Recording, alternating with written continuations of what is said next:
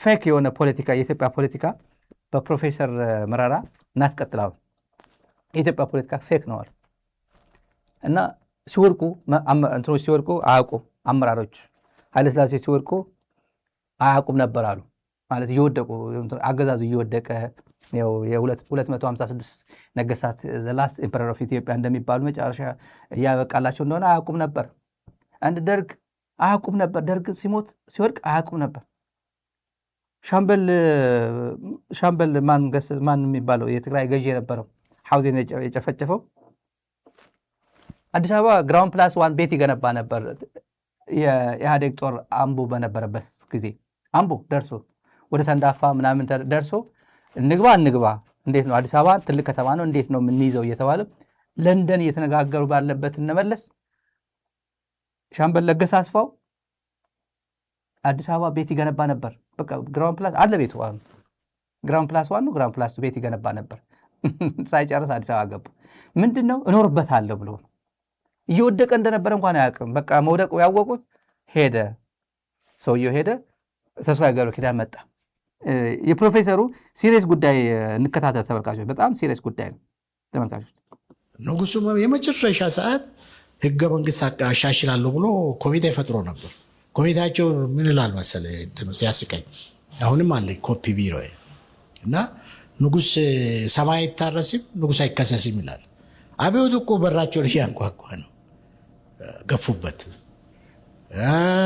ደርግም ከወንበዴ ጋር ድርድር የለም እያለ ያው 17 ዓመታት ያው ሲያደነቆር ቆይተው ተፈጥሮን ቁጥጥር እናደርጋለን ሲል ቆይተው ሄደና ኢህአዴግም ብዙ ጊዜ ተከራክረናል ዋካቹን አጥፍቶ መጥፋት ፖለቲካ ውስጥ ብዙ አይጠቅምም ሁላችንም አይጠቅምም የሚለው ነው ስለዚህ ምንድነው የኢትዮጵያ ልሂቃን የኢትዮጵያ ህዝብን በቃ የፖለቲካ ቲያትር መስራቱ እኛንም ይብቃ አንተንም ይብቃ ብሎ ቁጭ ብሎ ወደ አዲስ ማህበራዊ ውል ይመጣበታል ኋላ አዲስ ማህበራዊ ውል ውስጥ ካልገቡ የሚለወጥ ምንም ነገር የለም ባል ነገር ቅርጫውን ካለመሆን የማያስችል ሁኔታ ያየ ሄደ ለምሳሌ ራስን ነው የምታታልለው የኢትዮጵያ ህዝብን ነው የምታታልለው አሁን እንትን ላይ ሲቃሉ ሲከራከሩ ሚዲያ ላይ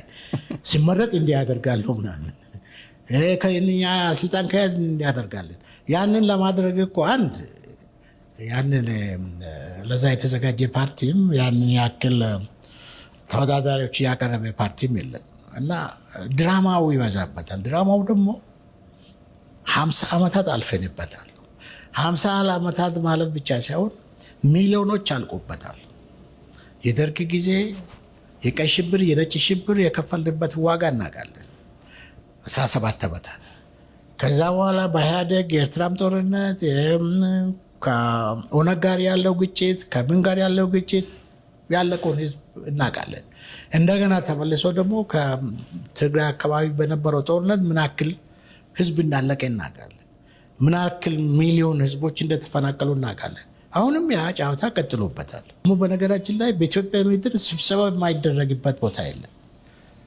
ይሄ ምንድነው ማነው ምክክር ኮሚሽን የሚባለው 4 ዓመት ሙሉ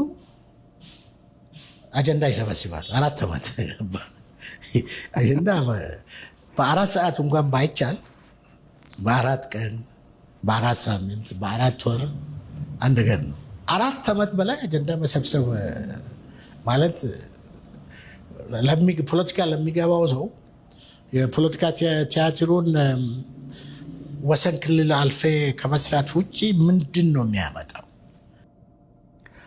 አሁን ተመልካቾች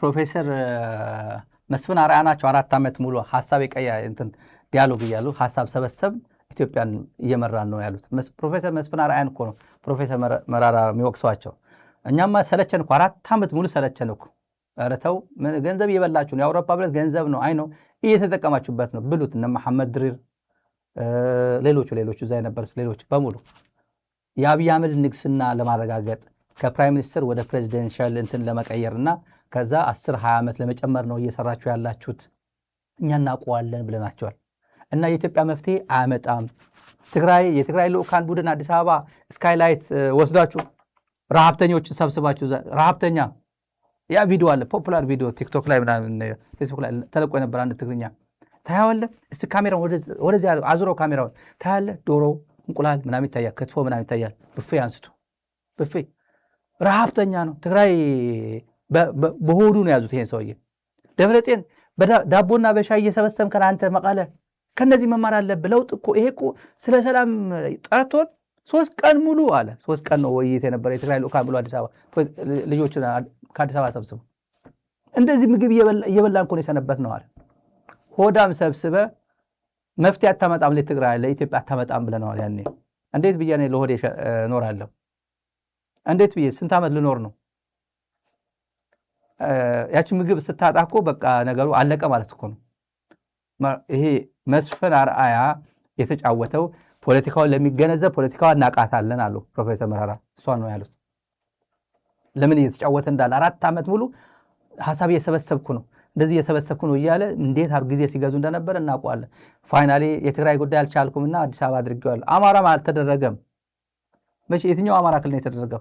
ፋኖ ፈቀደ አልፈቀደልም እኮ። ኦላ የተቆጣጠራቸው አካባቢዎች ላይ ምን ተወያየ? ማንም አልተወያየ። ምናልባት አዲስ አበባ እዛም ሆቴል እንትን አድርገህ አነጋግረህ ሊሆን ይችላል። መፍትሄ ያመጣ በኢትዮጵያ መፍትሄ ያመጣ። ቀጥላ ተመልካቾች የፕሮፌሰሩ አንድ ልጨምርና ወደ ነጌታቸው የዕለቱ ትልቁ አጀንዳ የኦባሳንጆ አይደለም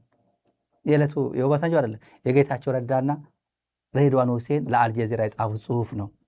ለአልጀዚራ የጻፉት ጽሁፍ ነውና ጌታቸው ደግሞ ምክር ሰጥቷል። ለቲዲኤፍ የሰጣቸው ምክር አለ። ወደዛ እንሄዳለን። መጀመሪያ የፕሮፌሰር መራራ ጉዲና የኢትዮጵያ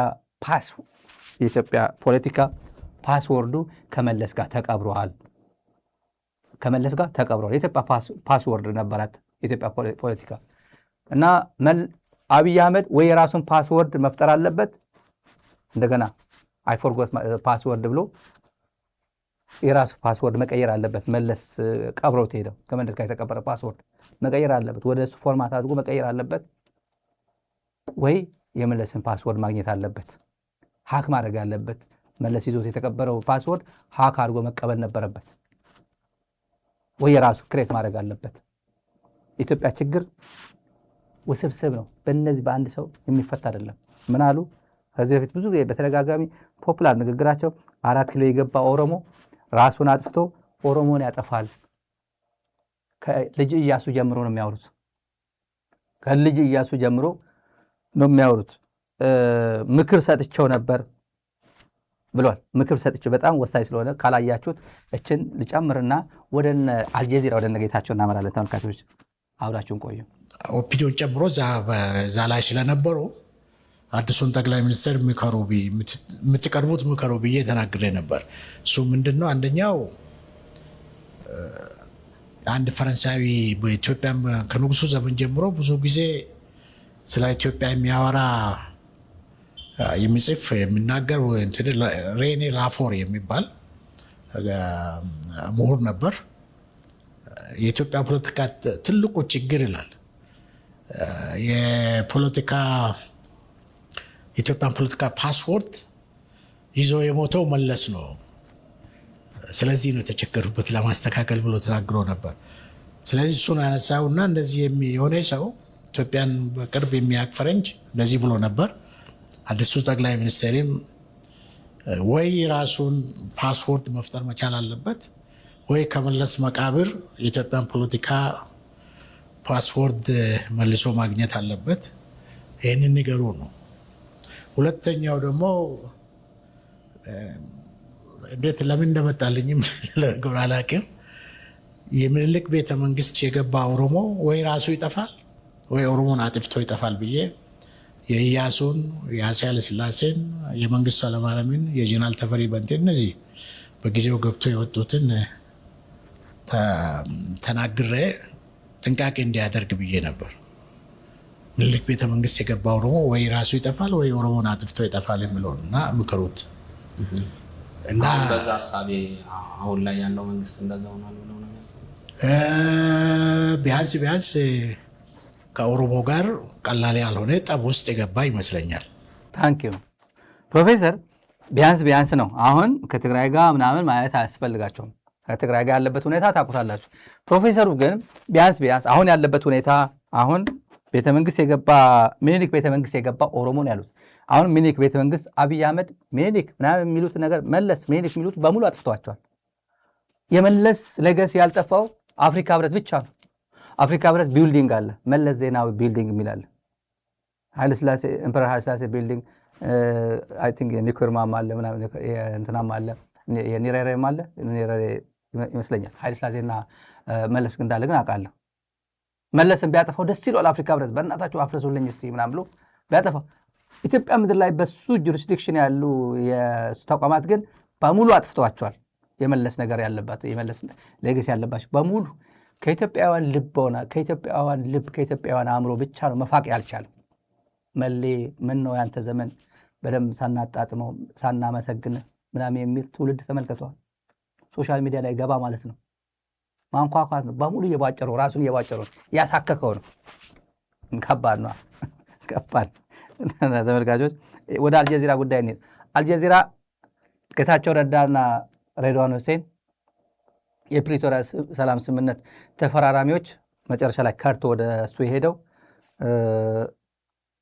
ጽሁፍ ጻፍ ወደ አልጀዚራ ፖለቲካል ኮሜንታሪ ነውና ያው አኪዩዝ ለማድረግ ነው። ምንድነው የሚሉት? ያው ወደ ትርጉም አመጣ ያው አይታችሁታል ብዬ ካላያችሁት ዝም ብሎ ባጭር ቋንቋ ባጭር ጊዜ ጦርነት ይጀመራል ነው የሚለው። ባጭር ጊዜ ኢትዮጵያ must not be dragged back into war ነው፣ ወደ ተመልሳ ወደ ጦርነት መመለስ የለባትም መግባት የለባትም የሚል አርዕስት ላይ ጻፉት። በጋራ ነው የጻፉት ጌታቸው ረዳና ሬድዋን ሁሴን። ይሄ ሁለት ሚኒስትሮች የኢትዮጵያ ሁለት ሚኒስትሮች ለአልጀዚራ ደብዳቤ እንትን ጻፉ ነው የሚባለው። እንግዲህ ይህ ማን ነው ወደ ጦርነት እየከተታት ያለው ቢባል ሬድዋን ማን ነው ቢል፣ ሬድዋን እኮ አውቆ ነው የሚያጠፋው። ታውቃላችሁ፣ ህፃን ልጅ አውቆ የሚያጠፋ ህፃን ልጅ እኔ አውቃለሁ። ይሄን አታድርግ ሲባል ያውቃል፣ ስህተት መሆኑ እያወቀ የሚያጠፋ ነው። ከብልጽግና ሰዎች አውቆ የሚያጠፋ ሬድዋን ሁሴን ነው። እያወቀ አይምን የሚያውቀው ኮድ ኦፍ ኮንዳክቱን የሀገር እንዴት እንደሚመራ መለስ ጋር ሰርቷል። ይሄ ሰው መለስ አጠገብ ይቀመጥ ነበር፣ በረከት አጠገብ ይቀመጥ ነበር። በረከት የነበረበት መስሪያ ቤት ኮሚኒኬሽን መስሪያ ቤት መርቷል እኮ ስራ አስፈጻሚ ሆኖ ነበር። የደኢህዴን ስራ አስፈጻሚ ሆኖ ነበር። ትልቅ ሰው ነበር። ሀገር ስትገነባ አይቷል። ኢትዮጵያ ስታድግ አይቷል። የኢትዮጵያ መሰረተ ልማት ሲገነባ አይቷል። የኢትዮጵያ ሶሻል ኮሄዥን ጥሩ ደረጃ ሲደርስ ተግባቦቱ ትግራዋይ በአፋን ኦሮሞ ሲዘፍን አፋን ኦሮሞ በትግርኛ ሲዘፍን አማራው በአፋርኛ ሲዘፍን እንደነ ማህሌ የተመሳሰሉ ትግርኛ በሶማሊኛ ሲዘፍኑ በአፋርኛ ሲዘፍኑ አይተናል እኮ። የነበረው ነገሮች እንዴት የሚያምር ገጽታ የነበረው ያ ጊዜ ከእጁ እያመለጠ ሬድዋን ሁሴን ስልጣን ላይ ባለበት ሰዓት ተንሸራቶ ጭቃ ላይ እየወደቀ መሆኑ ያውቃል እና አውቆ ነው የሚያጠፋው ሬድዋን። አሁን ቲፒኤልኤፍን ይወቅሳል። በውስጡ የቲፒኤልኤፍ ጊዜ አድናቂ እንደሆነ እኔ አልጠራጠርም። ግን የጥቅም ሰው ነው። ኃይለማርያምን ይጣላል። በጣም ነው የሚጠላው ኃይለማርያምን። የሲዳማ ባለስልጣናትን ይጣላል። ቋንቋ ይሄ ጥላቻ እየሰራው አይደለም። ስለ ግለሰብ ነው የማወራው። ማስረጃ ላይ ስለዚህ ደሴት አልኬን ምን እንደሚለው ሽፈራ ሽጉጤን ምን ብሎ እንደሚሰድበው እኔ አውቃለሁ። አምባሳደር ሆኖ ደብሊን በሄደበት ጊዜ አየርላንድ የሀገር ጠቅላይ ሚኒስትር የሚያክል ኃይለማርያም ደሳለኝ ጉዳይ ያለኝ ማዋራ ነገር አለኝ ደብሊን ላይ ትንሽ ብሬክ ወስዳለሁና በረራ ነበር ወደ በደብሊን እያለፈ አናግራሃለሁ ብሎ አልመጣም ብሎ እንትን ያደርገው ነው። ምንም አታርገኝም ብሎ ማለት ነው። ምክንያቱም እዚህ የመደበኝ ቴድሮስ አድሓኖም ጊዜ ነው መሰለኝ የተመደበው ወደ ዳብሊን ውጭ ጉዳይ እና የሀገር ጠቅላይ ሚኒስትር የሚያክል አላናግርም ብሎታል። ዳብሊን 10 ወር ወደ መጨረሻ አካባቢ ነው ኢህአዴግ ወርቁ አብይ በሚመጣበት ጊዜ ነው የተሾመው እና ወደ ደቡብ ክልል እየደወለ ምን ሲላቸው እንደነበረ ያውቃለሁ። በተለይ ደግሞ የሲዳማ ባለስልጣናት ያውቃሉ። እኔ ዋሸው ከሆነ ታውቁታላችሁ እናንተ ያላችሁን። በአይነ ቁራኛ ነው የሚያቸው፣ ይጠላቸዋል። እና አብይ ምን አይነት ሰው እንደሆነ ያውቃል፣ ጥንቅቅ አድርጎ ያውቃል። ሀገር እየሞተች እንደሆነ ያውቃል። ምክንያቱም ከመለስ ጋር የሰራ ሰው ነው ይሄ። ከነ በኋላ 7 ዓመት ሙሉ ሰርቷል፣ ከ6 ዓመት ሙሉ ሰርቷል። ሌላኛው ኢህአዴግ በእነ ኃይለማርያም ጊዜ በእነ በረከት ጊዜ የነበረው ከነ አባይ ፀሐዬ ጋር ቁጭ ብሎ የሰራ ነው። ከነ ስዩም መስፍን ጋር ቁጭ ብሎ የሰራ ሰው እኮ ነው። እና ሆን ብዬ ነው አሁን ሬድዋን ሁሴን ደብዳቤ ጽፎ ቲፒኤልኤፍን አኪዝ ያደርጋል ብሎ ጌታቸው ስራዋ ነው የምትሰራው፣ ችግር የለም ስራዋ ነው፣ እናውቃለን፣ እንተዋውቃለን። የአእምሮ ጨዋታን የሚጫወተው ምንም ነገር አድርግ ብትሉት የሚያደርግ ነው። ህሊና በሙሉ ሸጦ የበላ ሰው ምንድነው የበሰበሰ ዝናብ አይፈራ የሚባል ነገር አለ። እኔ እንጥፍጣፊ ክብር አለችኝ ብዬ ካሰብኩኝ ያችን እንጥፍጣፊ እንዳጠፋብኝ እጠነቀቃለሁ። ሙሉ ጨርሼ ተዋርጃለሁ ብዬ ከኔ የቀረኝ ነገር የለም። ውሸታም ነኝ፣ ዘራፊ ነኝ፣ ቀጣፊ ነኝ፣ ከሃዲ ነኝ ከተባልኩኝ ግን የቀረኝ ነገር የለም። ምንም ነገር ባደርግ ለእኔ የሚሰማኝ ነገር አይኖርም። የቀረኝ ነገር የለማ። ለዚህ ነው ሁሉም ማድረግ የሚችለው ሁሉም የሚያደርገው በዛ ምክንያት ነው። ለአልጀዚራ ምን አሉ? የአልጀዚራ ስክሪን ላይ ላድርግላችሁ ብዬ ነው። አልጀዚራ ላይ ጦርነት የመጣ ነው፣ በቅርቡ ጦርነት ይጀምራል አሉ። የጥቂት ቀናት ነው የሚለው። እንግዲህ ኢትዮጵያ አርዕስት ላይ እንዳሳየኋችሁ ተመልካቾች ዝም ብዬ ያሳጥረን ነው። ኢትዮጵያ ዳግም ወደ ጦርነት መግባት የለባትም ነው የሚለው። የፕሪቶሪያ ሰላም ስምምነት ጉዳይ ይተነትናል። በጥቅምት 2015 ዓ.ም የተፈረመው የፕሪቶሪያ ስምምነት ለቀጠናው ሰላም ያመጣ ታሪካዊ ስኬት ነው ይላሉ። የፕሪቶሪያ እንትን ስኬት አምጥቷል፣ ሰላም አምጥቶ ለቀጠናው። አዲሱ ስጋትና ወቅታዊ ሁኔታ በተመለከተ ምን ይላሉ ሬድዋንና ጌታቸው? ይህ ሰላም በኤርትራ በሚደገፈው አኪዝ ሲያደርጉት በኤርትራ በሚደገፈው የህወሓት አክራሪዎችና የፋኖ ጽንፈኞች ጽምዶ ጥምረት አደጋ ላይ ወድቋል ነው። በጽምዶ ምክንያት አደጋ ላይ ወድቋል ሰላሙ ቀጠናውን ነው የሚለው። አክራሪው የህወሓት ቡድን ስምምነቱን በመጣስና የግዳጅ ምልመላ በማካሄድ ለአዲስ ጥቃት እየተዘጋጀ ይገኛል ብሎ ከሷል። ዓለም አቀፍ ህብረተሰብ ጦርነት በቅርቡ ስለሚጀምር ማለታቸውና አስቀድመው እየጮሆኑ ነው። እሱ ይሁን ብለናቸው ነበር እኮ ለማለት በሚቀጥሉት ቀናት ጥቃት ለመሰንዘር ተወስኖ ንቁ ዝግጅቶች እየተደረጉ ይገኛሉ ይላል። ይሄ ዝግጅት እየተደረገ ያለው በማን ነው? በቲፒኤልኤፍ በኩል እያሉ ነው። እዚህ ጋር በሚቀጥሉት ቀናት ጥቃት ለመሰንዘር ተወስኖ ንቁ ተሳትፎና ንቁ ዝግጅት እየተደረገ ይገኛል። ቀጠና ወደ ጦርነት እንዳይመለስ ብሎ ዓለም አቀፍ ህብረተሰብ ጫና ማድረግ አለበት በኤርትራ ላይ። የሰላም ስምምነቱ እንዳይፈርስ ይላል። የማን ስምምነት? የፕሪቶሪያ። ጌታቸው ረዳና ሬድዋን አብረው አሁን ሁለቱ ተፈራራሚዎች ከመቀለና ከአዲስ አበባ ወክለው የተፈራረሙት አሁን ሁለቱ ደግሞ አኪዝ አድርጎ ትግራይ እንደ ጥፋተኛ አድርጎ ደብዳቤ እንትን ጽፏል። የፕሪቶሪያ ሰላም ስምምነት እንዳይፈርስ በአክራሪዎቹና በኤርትራ መንግስት ላይ አስቸኳይ ዲፕሎማሲያዊ ጫና ማድረግ ይገባል ነው ያሉት። ለማንኛውም ጌታቸው ረዳ ትንሽ አንድ ሲሪየስ ጉዳይ ልንገራችሁ። ጠንከር ያለ የዛሬ ጠንከር ያለ ከትላንት ወዲያ ምን ቅሞ ምን ጠጥቶ ምን አጭሶ እንደመጣ አይታወቅም። ሜዳ ላይ የምሬን ነው። ሰው እውነት አንዳንዴ ያሳዝነኛል። እኔ የምሬ ነው የምናገረው፣ ያሳዝነኛል። የሰው ልጅ እንደዚህ ሲሆን ያሳዝናል።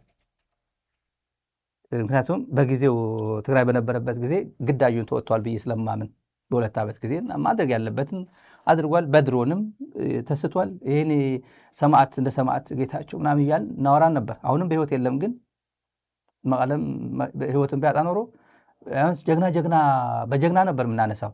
እንኳንም አልተሰዋ መቀለም የምንለው ለዛ ነው። አሁን መሰዋቱ ላይ ቀር ተሰውቷል። አሁን የለም እኮ እንጀራ ይበላል፣ ይተነፍሳል፣ ኦክሲጅን ይወስዳል፣ ግን የለም፣ በህይወት የለም።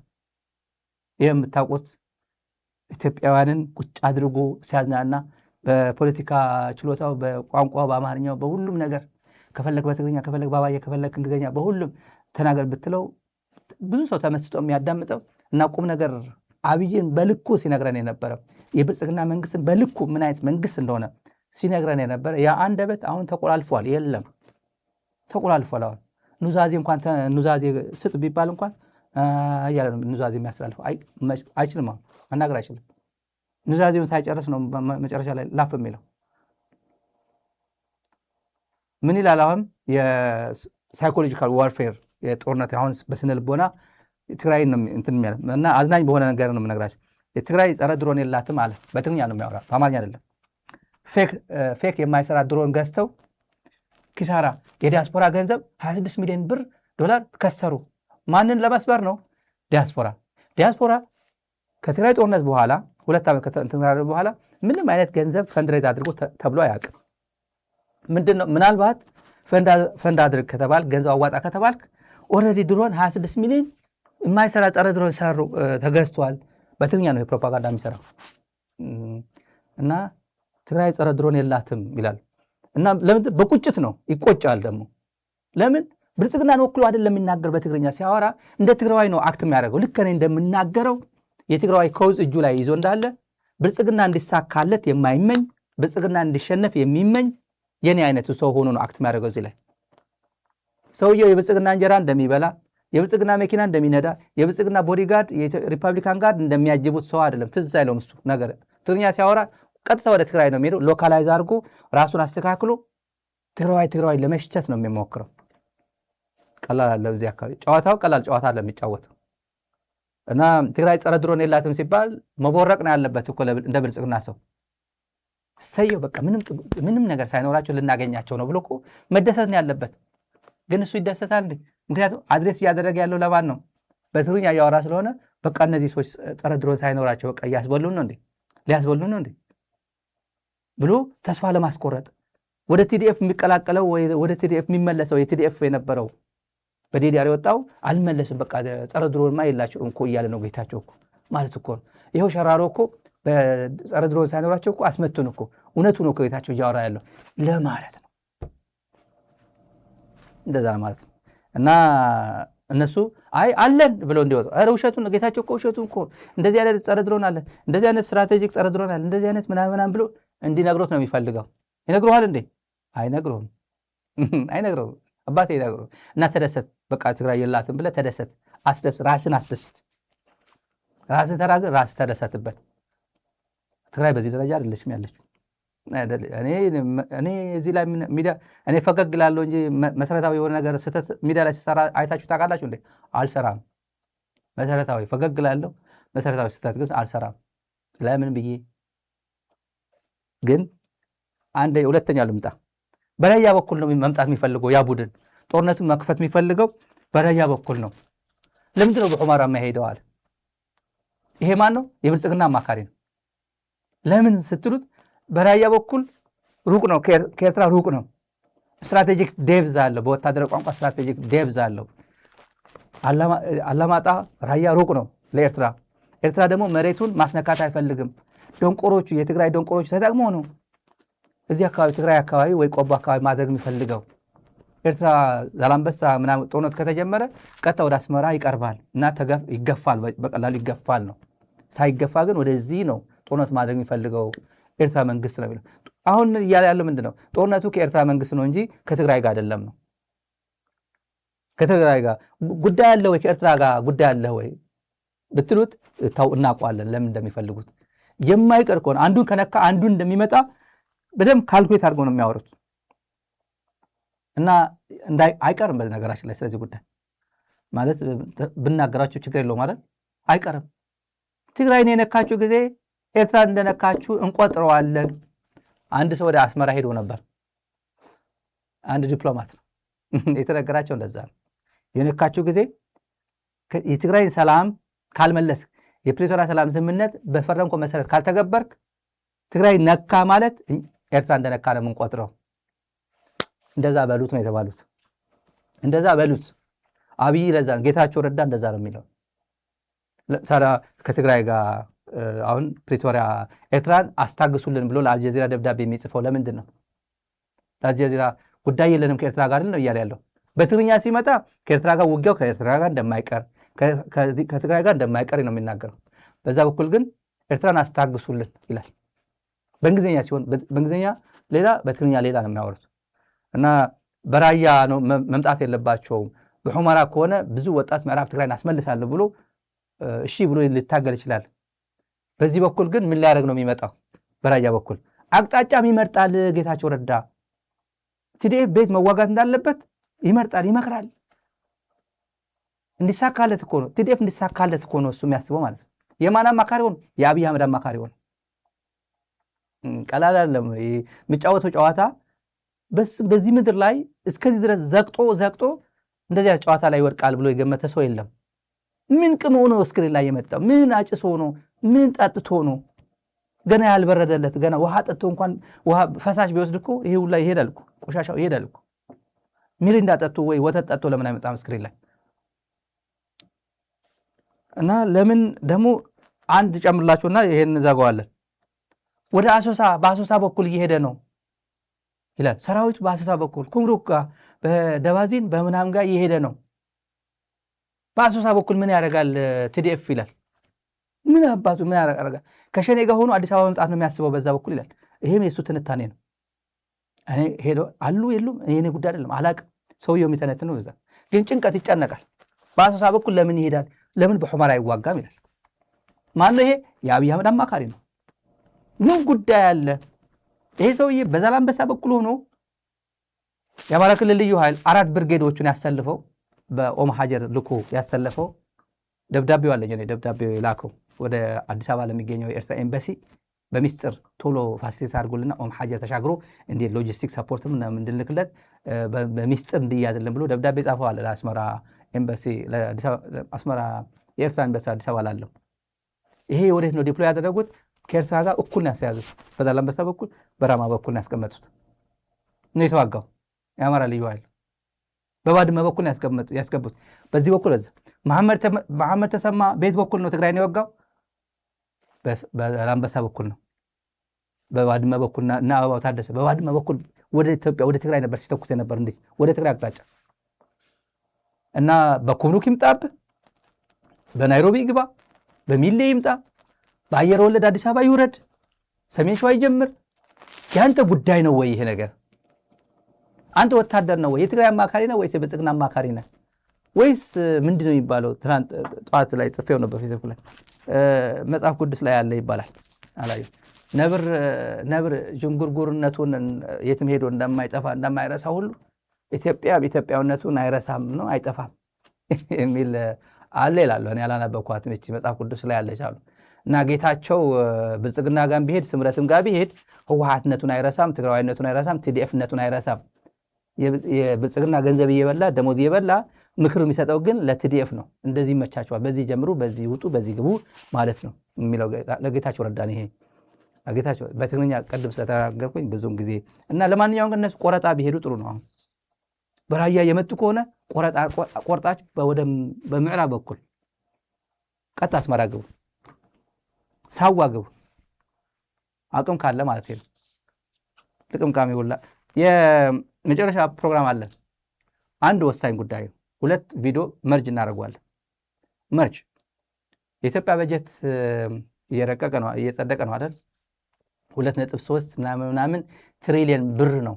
ትሪሊየን ብር ነው የደቡብ ሱዳን ብር ማለት ነው። የኢትዮጵያ ብር በአፍሪካ በጣም ዘ ፑረስት ብር ማለት የኢትዮጵያ ብር ነው። አንድ ቶፕ 3 የሚባለው ደካማ ብር የሚባለው የኢትዮጵያ ብር ነው። እና ትሪሊየን ምናምን የሚባል ድሮ ቢሊየን ምናምን ነበር የሚባለው በነመለስ ጊዜ ጀግና በነበረበት ጊዜ 100 ብር ይዛችሁ ሄዳችሁ ክትፎንም ምናምን ቢራ ጠጣችሁ የምትሄዱበት ዘመን ነበር ድሮ። በ100 ብር መጠጥም ዊስኪም አይምን ክትፏችሁ በልታችሁ የምትሄዱበት እዛም ታክሲ ሁላ ኮንትራት ሁላ ልትይዙ ይችላላችሁ። ታክሲ ያ ዘመን ጀግና ብር ነበር። አሁን ትሪሊየን ብትል ወደ ገንዘብ ሲተመን 1 ቢሊዮን ዶላር ኪሳራ አለው። ከአምና ሲነጻጸር የጨመረ አይደለም እየቀነሰ ነው። የኢትዮጵያ በጀት 1 ቢሊዮን ቀንሷል በዶላር ሲመነዘር። እና እሱ ቤተ መንግስት ሲገነባ አትጠይቁኝ ያለበት ዘመን ታውቁታላችሁ። 1 ሳንቲም ሳትሰጡኝ አትገነቡ እኔን አትጠይቁኝም ሲል አንተ የሀገር ጠቅላይ ሚኒስትር ሆነ የሀገር ጠቅላይ ሚኒስትር ኢትዮጵያን አስይዘህ ብትበደር ያው ኢትዮጵያን አስይዘህ ፕራይም ሚኒስተር ስለሆንክ ነው የምታገኘው። ወርቅ ብትሸለም በሻሻ በነበርክበት ጊዜ አትሸለምም። መከላከያ ውስጥ 10 ደቂቃ 50 ደቂቃ ብትሆን በዚህ ሰዓት አትሸለምም። ኢትዮጵያን አስይዘህ በኢትዮጵያ ስም ነው የነገስከው። በዛ ስም ኢትዮጵያ ነው አስይዘህ ነው እየበላህ ያለው። ወርቅ ብትሸለም የኢትዮጵያ ወርቅ ነው። ቢሊዮን ዶላር ቢሰጥ የኢትዮጵያ ቢሊዮን ነው። ኤምሬት 1 ቢሊዮን ዶላር ልሰጥ አትችልም። ከአብይ ከወረደ በኋላ አሽቀንጥረን ከጣልነው በኋላ በቅርቡ ነው በቅርቡ ኤምሬት 1 ቢሊዮን ዶላር መስጠቱ ያቆማል። የለማ ከኢትዮጵያ ጋር ጉዳይ የለውም እሱ ጊቭ ኤንድ ቴክ ነው። ወርቅ ትሰጠው ነበር አቆመ። ባንዳ ሆነ። የዩናይትድ አረብ ኤምሬት ተቀጥረ አሶሳ ላይ የሆነ ወንድም ሱዳንን ትመታለት ነበር። እሱ ይቆማል። ከዛ በኋላ የሚመጣው ጤናማ መንግስት ነው የሚመጣው። ይቅርታ ብሎ ከጎረቤት ሀገሮች ጋር በሰላም የሚኖር መንግስት ነው የሚመጣው። የውስጥ ኃይሎችን አደራጅቶ በደንብ ዲስከስ አድርጎ ሂሊንግ ፕሮሰስ ውስጥ ገብቶ የፒስ ኤንድ ሪኮንሲሌሽን ስራ ተሰርቶ ነገሮች ወደ ነበሩበት መልሶ ሀገረ መንግስቱን ማቃናት የሚችል መንግስት ነው የሚመጣው። የኔው እሱ ነው። ከዛ በኋላ ይቀራል። ወደ አፋር ክልል የውሃ ችግር ሰምታችኋል። ከአፋር የተላከልን ነው። ከኦጎጉሞ የላኩልን የአፋር ህዝብ ከፍተኛ የውሃ ችግር ገጥሞታል። አሁን ከፍተኛ ብልጽግና የሚቀልደው ቀልድና ሪሊ መሬት ላይ ያለው ቀልድ ደግሞ ታያዩታላችሁ። ድምፁን አፋር በብልጽግና እጅ ላይ ነው ያለው። አወል አርባ ነው የሚያንቀጠቅጠው፣ እየተዘረፈ ነው። ህዝቡ ድምፅ የለውም፣ አክቲቪስትም የለውም። ፎርዛት ማለት አክቲቪስቱ ደግሞ የብልጽግና አክቲቪስት ነው። ትንሽ እንሄዳለን በዚህ። ሁለተኛው የተከበረው ምክር ቤት እንጦጦን ብሰራም ባልሰራም ሊጠይቀኝ አይችልም። ቢኮዝ ለእንጦጦ 1 ብር አልሰጠኝም። እናንተ መጠየቅ ያለባችሁ ለመንገድ 56 ቢሊዮን ብር ሰጥተን ስናበቃ መንገድ አልተሰራም። ለትምህርት ሰጥተን ስናበቃ ትምህርት አልተሰራም። ለጤና ሰጥተናል፣ አልሰራችሁም። ትክክል ነው። እናንተኛ መቆጣጠር አለባችሁ፣ ማድረቅ አለባችሁ። 1 ብር ባልወጣበት ፕሮጀክት ከዚያም ከዚህም ተለምኖ ሲሰራ ግን አቃቂር ማውጣት ሀገር እንዴት እንደሚገነባ ካለማወቅ የሚነሳ አካሌ ታቢ ካደ ታቢያን ካደ ታቢ ካደ ታቢ ካደ ታቢ ነው በካራይ አይቴ ስለኔ በነውናት ቦምባይ ማተበካራ ማተበካራ ማተበካራ ማተበካራ